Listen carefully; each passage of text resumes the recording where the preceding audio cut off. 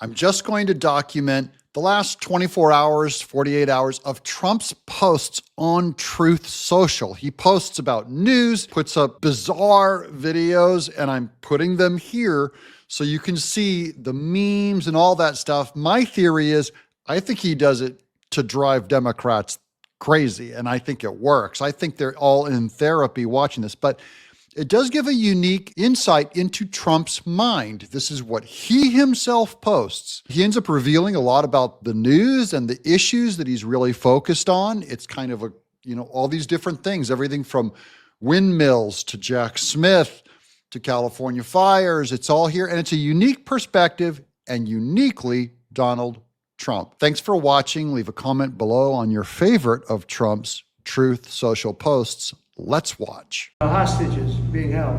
And I'll just say it again. If this deal's not done with the people representing our nation, by the time I get to office, all hell is going to break out. Thank you very much.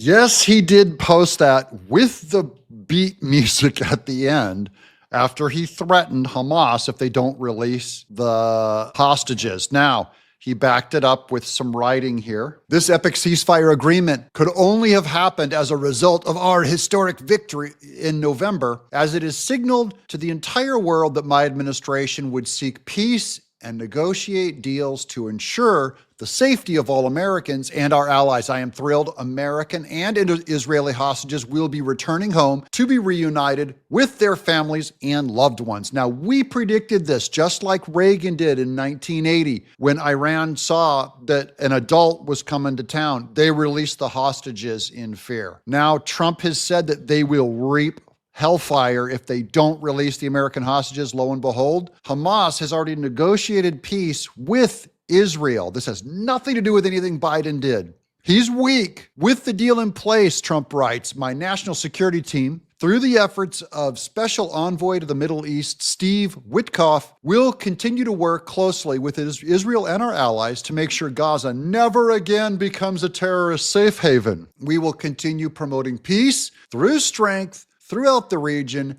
as we build up the momentum of this ceasefire to further expand the historic Abraham Accords. This is only the beginning of great things to come for America and indeed the world. Peace through strength.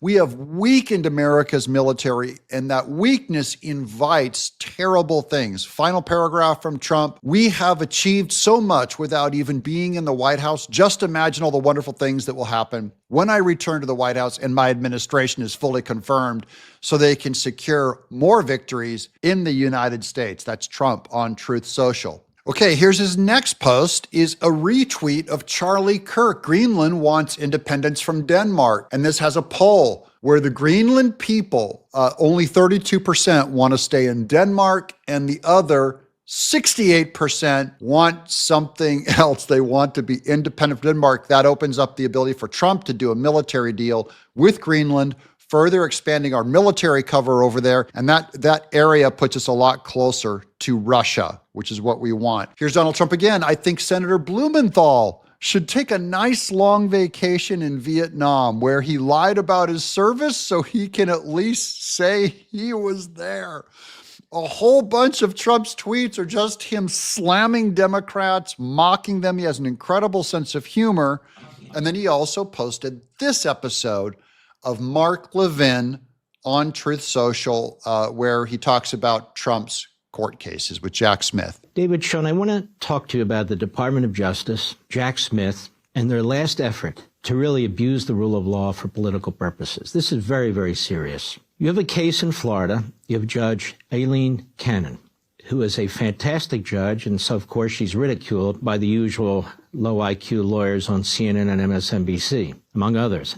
And she's already ruled that Jack Smith's appointment is unconstitutional. They've appealed it. And yet in her courtroom, there's Jack Smith. She just said, excuse me, you don't have any authority in my courtroom. But there he is. And he's trying to file a report that they're rushing with the authority of the Attorney General of the United States and probably other reprobates in the Department of Justice, where they're going to give their opinions about how guilty Donald Trump is about the documents case when there's still two defendants. What do you make, not just as a legal matter, of that kind of a ploy. But what do you make of a mentality of a Department of Justice that continues to think this way? That is the politicization and weaponization of the Justice Department that we've spoken about. And will Trump go back after those previous political people?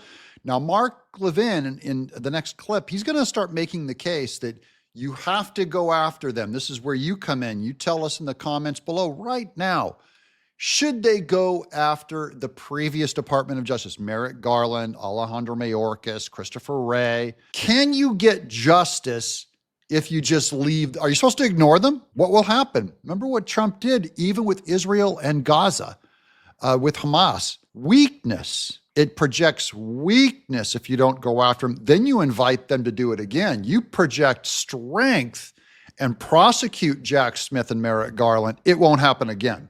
Jack Smith has no standing whatsoever in this case anymore. One of the ironies is, of course, she found that his appointment was unconstitutional under the Appointments Clause and under the Appropriations Clause under Article 1, Section 9. And now they're spending money for him to appear, our money, for him to appear again in a case in which he has no standing. But you're 100% right. Look, he wants to issue this report under Section 600.8C of the Special Counsel regulations.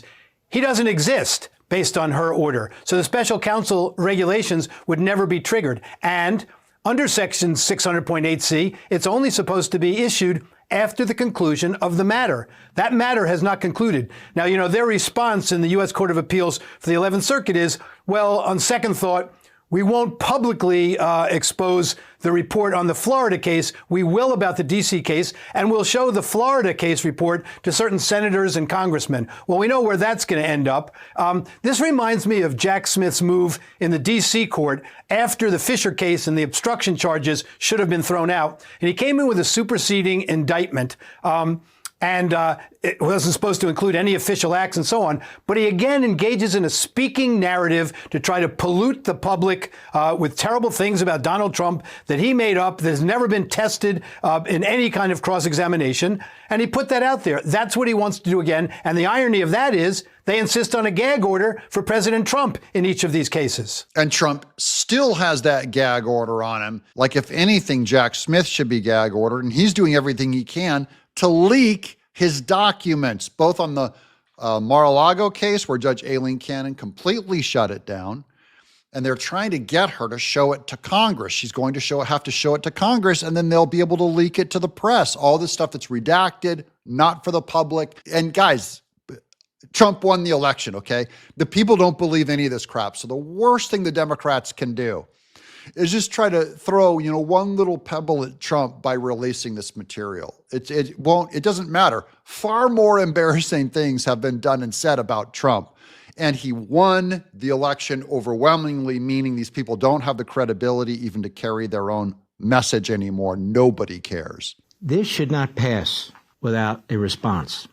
In other words, when you have an attorney who, in my view, Jack Smith, is conducting himself in such an unethical way, we only see the surface level. There's other things going on behind the scenes, whether it's with the Attorney General, the Deputy Attorney General, his top staff guy, who's the one who pushed for the SWAT team to go into Mar-a-Lago. He quit because, in my view, my assumption is he didn't want the Office of Professional Responsibility taking a look at him, so he quits.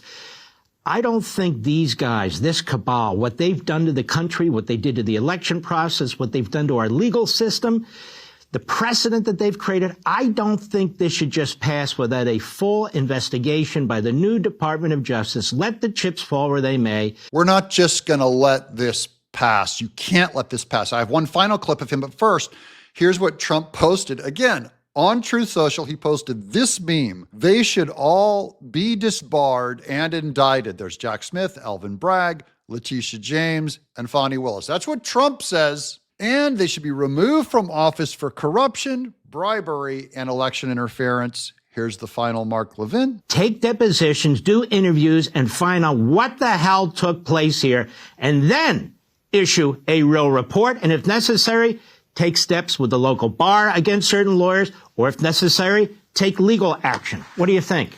I think you're absolutely right. And let's be clear about what you're talking about. No, all of these folks say, oh, payback and so on. You're asking for a full investigation. That's what the American people deserve. And if they haven't destroyed the records, you're going to see some very interesting things about the coordination with the prosecution in Atlanta and so on and so forth. And remember, like the Mueller team, this Smith team is handpicked by, with Trump haters. You've got his chief assistant, J.P. Cooney, who I have a sanctions motion going against in D.C. for lying to a federal judge to get a Stored Communications Act order, along with other prosecutors on that team. None of this is coincidental. Well, the irony would be, David Schoen, if they destroyed records, they violated the Presidential Records Act and perhaps the Espionage Act, depending if they destroyed classified information. If they destroyed records and classified information, then Trump will be able to go after Jack Smith and his lawyers for what they went after Trump for on Mar-a-Lago on the documents case, that they illegally handled official classified documents. And that would be hilarious. Now, wait, Truth Social, Trump's still going. This is another post. Now, this is from Donald J. Trump. Truth Social post, January 14th. This is at 7 a.m. Release the water, Gavin Newsom. What is wrong with you? DJT. That's all caps to Gavin Newsom for not releasing California water. Here is the All In podcast on saying the Democrats are blaming it all on wildfires and weather and climate. And he's going, he's a billionaire, he's an ex-Democrat now. He's a huge Trump supporter. And he's going, I don't think it's the weather. Posted by Trump on Truth Social. I'm not very sympathetic to there were 100-mile-an-hour winds. Not because it's not true, but there's been enough modeling that we know that these kinds of outlier weather events are happening in greater and greater frequency. Remember that crazy apocalyptic video of that exact same part of Southern California in 2018 burning to the ground? Because that was 6 years ago. This is not like it was a distant memory from 100 years ago. We knew in 2018 that these types of... the Sepulveda pass. So yeah. This idea that we were just lollygagging around and got caught off guard by 100-mile-an-hour winds, to me, is completely not an acceptable answer. We knew in 2018 that these things could happen. We knew across the rest of the United States that these outlier weather events were happening in greater and greater frequency. If you weren't sure, you saw most of the insurance companies try to dump Southern California homes' fire coverage 3 months before this event happened. The reason why California and all the government is guilty, they should have known, is the insurance companies themselves knew what a fire hazard it was. That's why they backed out. So how can the insurance companies know and do something about it? And California governance, Gavin Newsom, fire marshal, Mayor Karen Bass, how could they not know what was apparent to everybody else? See, it's not the weather. It's their negligence of Democrats. Guys, Democrats have been destroying California for 30 years. Ever since they got this control of the governorship from Arnold Schwarzenegger, they've been running Democrats and trying to run the state. They can't even maintain it. That means they can't keep California what built it from the previous generation of Republicans and conservatives. They can't maintain it. They can't maintain the power lines. They can't maintain the pipes. They can't maintain the electricity. They can't even maintain, frankly, the business that goes on in California. They're incapable of governance. They put their weird cult Democrat ideology first, and then they think secondarily of, how do I govern this place and make it thrive? It has only declined since they came in power. And the left is realizing that. Megyn Kelly said yesterday, even her woke friends in LA are saying, my friend who lives in California, whose house burned, this is my one woke friend. I love this woman dearly, but she's woke. She's woke. And she's like, MK, everyone I know is ready to vote Republican. She's like, everyone I know, all of her woke friends, all of her Dem friends, she was like, we're all talking about how soon we can get Republican leadership into these offices. They're ready to vote Republican. That's incredible when you can shake a woke cultist out of their weird worldview and they're going, please bring in the Republicans to govern us. So all this data was in the realm of the knowable. And then when you double click and you get into a little bit more of the details, there's a level of incompetence bordering on criminal negligence here that we need to get to the bottom of. So I'll just give you a couple of facts. In the 1950s, the average amount of timber, so wood that was harvested in California, was around 6 billion board feet per year. In the intervening 70 years, that shrank to about 1.5 billion board feet. And so you'd say, okay, well, that's a 75% reduction. We must be making a very explicit stance on conservation. It turns out that that's not entirely true, because what it left behind was nearly 163 million dead trees.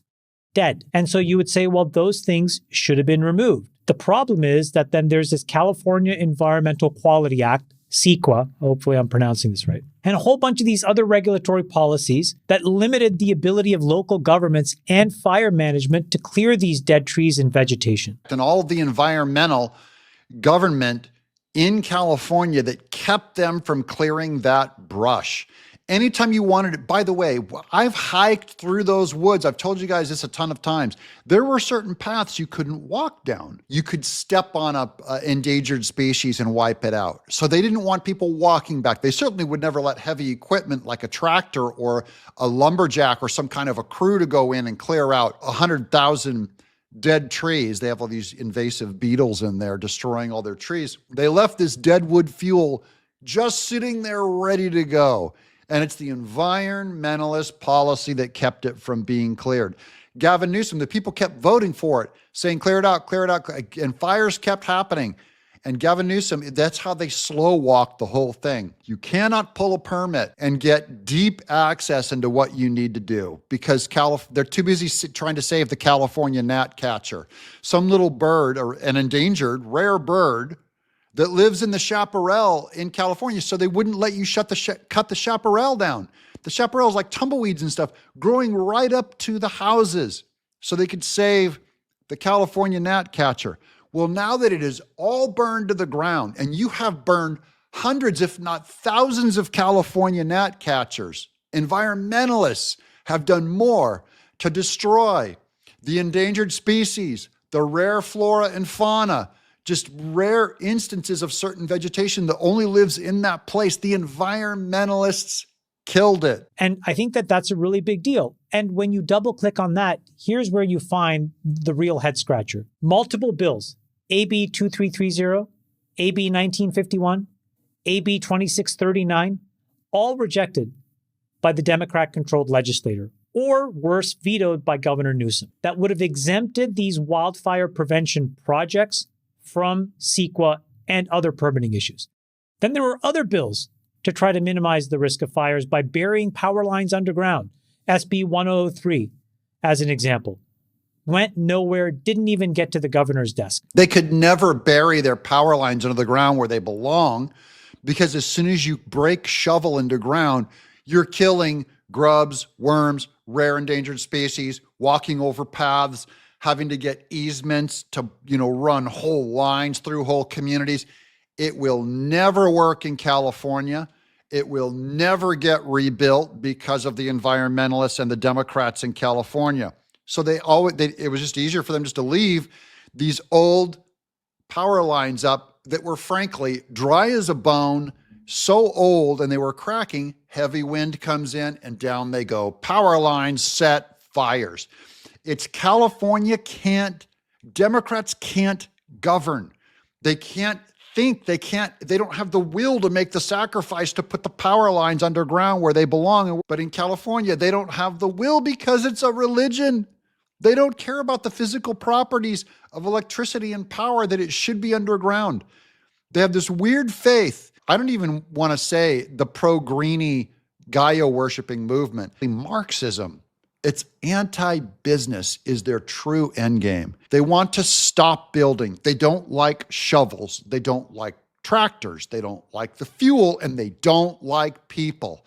That's what's really happening in California. It's a Marxist religion, which is actually above and has taken over the green religion. My proof? The creator and the head of Greenpeace left it. Probably it's going on now 15 years ago, because he said the Greenpeace movement has been taken over by socialists and Marxists. It went red. And so he backed out. He goes, I was here to save the environment. And now The Greenpeace movement is just anti-building and anti-capitalism. What does that sound like? It's Marxism. That's even a higher cult goal than worshiping Mother Earth Gaia and saving leaves and grubs and worms and endangered species. They want to stop business. That ideology is still there. We're calling it out and being specific. California is not going to be rebuilt because they have cult leaders in all of their positions of governance that are going to keep them from rebuilding. They will slow walk this thing. It'll take them at least 1 year just to remove the burnt rubble. That's year one. Get tractors in. But they're going to receive resistance because where are you going to put all that? In what landfill? They're not going to approve it. And every time you scoop fire hazardous material, it's going to say it's going to be belching chemicals of PVC pipe and electric wires and asbestos into the air. They're going to say it's killing people. You got to stop this burn. It's got to be treated like a hazmat thing. They have lost 10,000 structures in California, guys. They're not going to clear it. That's year one. Year two, they have to rebuild all the infrastructure, foundations, sewage, electric lines, internet, electricity. Where are they going to put the sewage and the plumbing? Underground. That'll take them 1 year. That'll be 2 years in before they put up one 2x4. And guys, don't get me started on, they have to cut and find lumber. They have to find about probably 500,000 contractors that are pro-building after not being able to build in California for 30 years. They're going to import all of it's going to cost billions of dollars to rebuild 10,000 structures. I believe they're not going to build them. I believe it's going to be cheaper for California. One thing California is good at is they come up with money, be it taxes or through begging the government or whatever. They're going to take money and just buy everyone out. They're going to say, I'm buying your house. We're going to replace it with trees and a park and a nice park because we're Marxists and we're anti-business. We're anti the buildings that greater generations built back in the 1930s and 40s and put through these freeways in the 1970s. We hate their guts. We want to turn this place back into a pristine whatever. They're not going to let Palisades people build on the beach, right on the beach. Are you kidding me? Not one shovel. The next election is going to be in 2026. After that, 2028. I don't know if Democrats are so dumb that they're going to put these people back in office. But anyways, let's wrap this up. I've been ranting now forever. I'm just a little bit at a loss to explain these two bodies of data. One is everybody can see that these events are happening. Southern California lived through this exact type of moment just 6 years ago. All the bills that are meant to prevent this are blocked or vetoed. This is the ultimate expression of negligence and incompetence. Democrat Party in charge of California, the ultimate expression of negligence and incompetence. Now, I look at my flamin' lefty Hollywood people on Facebook, my buddies from the animation industry, sound design, all that, and I see what they're all tweeting, the anti-Trumpers. They're not learning the lesson. So I know that some blue voters are going to turn red, but man, not the hardcore occultists that are very far left, man. They're not going to change a dang thing. Here's another cool Trump Truth Social post. Donald J. Trump posts from his Truth Social, windmills are an economic and environmental disaster. I don't want even one windmill built during my administration. The thousands of dead and broken ones should be ripped down ASAP. Most expensive energy, only work with massive government subsidies, which we will no longer pay. Look no further than the East Coast. Trump posted this on Truth Social about the windmills destroying people and beaches with fiberglass. Like right now on Nantucket, they have closed the beaches because they don't want people getting impaled by shards of fiberglass. Pieces of broken wind turbine in the water and on the beach. Nantucket's harbor master shutting down all south-facing beaches. Each one of these blades is longer than a football field. And if they are snapping in half and sending shards of debris in all directions, that is extremely unsafe. People should really start asking themselves, what if there's a hurricane? What happens then? Do many blades break? What happens? And who's responsible for that? There are multiple projects planned of hundreds of turbines combined. Hundreds of turbines. There's probably going to be like 1,000 turbines in that block with blades longer than a football field. That's all because the environmental weird cult does not allow nuclear energy. Nuclear energy that, by the way, you'd think they'd want to end fossil fuels. I mean, nuclear energy is incredible, safe, clean. It's their weirdo ideology that America should be building nuclear power all the time. It's old and calcified now, all of our old nuclear. They just want to shut them all down and build thousands of wind turbines out in the ocean. Here's Trump on the fires on Truth Social. The actual irony, a homeowner consents to pay property taxes and will go to the fire department. The funds are diverted to illegal immigrants because LA is a sanctuary city. An illegal immigrant comes and sets your house on fire, and the fire department doesn't have the resources to put it out. The homeowner paid for their own destruction. On top of that, the government is so inept that the insurance companies won't insure houses here anymore. So the homeowner is left with nothing. That's what it feels like to be under Democrat governance in California. Guys, America, the country, was spared that bullet with Donald Trump. And now here's the weirdest thing Trump posted. This Mamas and the Papas song cover with all these. I'm just going to play it. You guys all the homes are gone. All the homes are gone. Can figure it out. He posted this on Truth Social. Because of climate change. When the fires are down, I'll build a brand new LA. I'll build a brand new LA. Trump is having a blast on Truth Social. I thought I'd give you a window into his mind, which I'm happy for it because it's made to drive Democrats mad. I want them demoralized. I want them to quit. I want them voted out of office. I want them just to have no confidence to pull off their weirdo Marxist satanic cult. And America is on a renewal path. Keep praying. And if you guys want to support this channel, give us a subscribe. I'm Doug in Exile.